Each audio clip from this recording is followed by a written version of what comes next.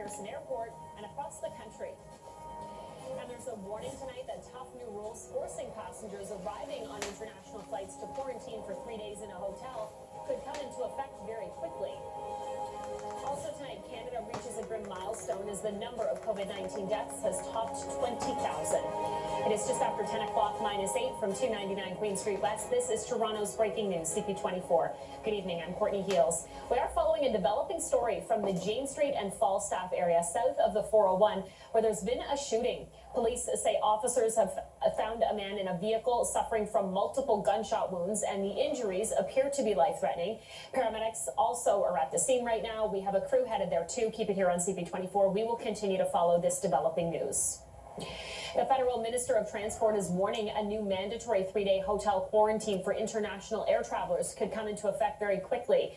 No start date for the measure was given when Prime Minister Trudeau announced it on Friday, and the transport minister, Omar Al-Gabra, isn't giving one now. Other travel restrictions are now in effect. All flights to sun destinations like the Caribbean and Mexico are canceled until at least the end of April. The minister appeared on CTV's Question Period. Looked at banning all flights, and that would have a massive impact on our logistical system, on our essential travel. We looked at doing other measures, and what we ended up doing is customizing options here and there to make sure that we addresses most of the issues. And the Caribbean and Mexico is where most Canadian travelers go on vacation, but we're asking all Canadians to cancel all vacations. Cuba has announced a new set of travel restrictions aimed at stopping the spread of COVID-19. Beginning next Saturday, anyone arriving in the country will need to quarantine at their own expense in government-approved hotels. The country will also limit some flights. 10:02 right now, -8. Let's get a check on the weather forecast. Is that right, Patricia? It feels closer to -15 degrees out there tonight. Oh, yes. Wow, Courtney. that's cold. It's cold, especially because yesterday we got a little bit of, a lucky charm, a little respite from the cooling, but that extreme cold weather alert was still in effect. It extends from the week, all of this weekend, and it just might extend it to tomorrow because tomorrow night will actually be quite bitter as well. But let's focus on the here and now. It's now 10 o'clock. Welcome to 10, guys. The last 2 hours of January. It's almost gone. And, we welcome in February. It will be a cold start to the new month, but only for the first day.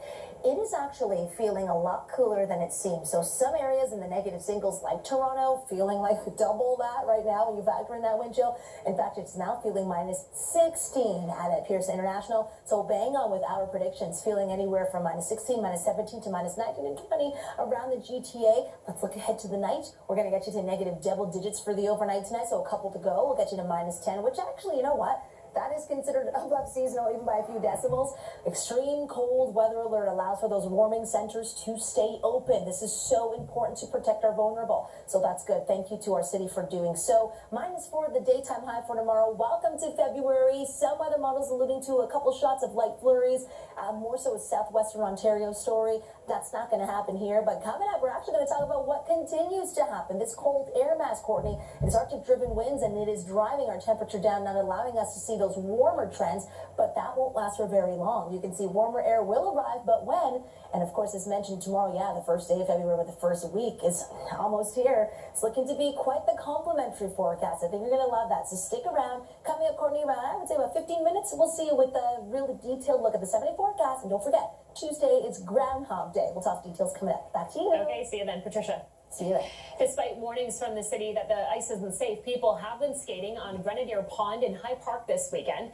There are signs posted indicating ice conditions are not safe, but that hasn't stopped people who have been skating and walking out on the pond. We spoke with the Toronto Fire District Chief, Stephen Powell, about getting out of the water if you do break through the ice. Don't start to panic. Turn if you can and face the area and the direction that you came in. Use your arms up onto the ice.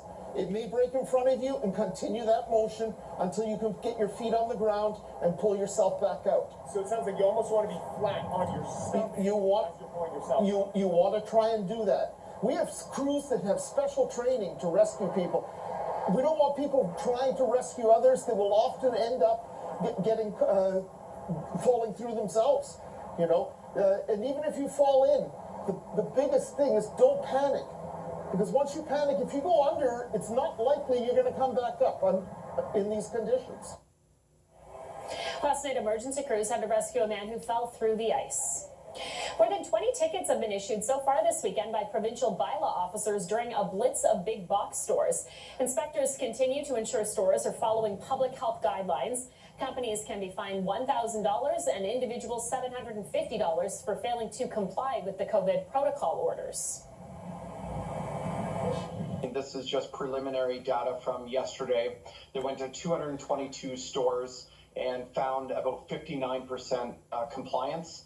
Not good enough, and we've issued a number of tickets to help them up their game. Some 400 stores can expect a visit by the end of the weekend. The city is launching a COVID-19 education campaign aimed at residents in condos and apartment buildings. The campaign featuring these posters will run on digital screens in residential apartment buildings and condominiums, as well as online and on social media.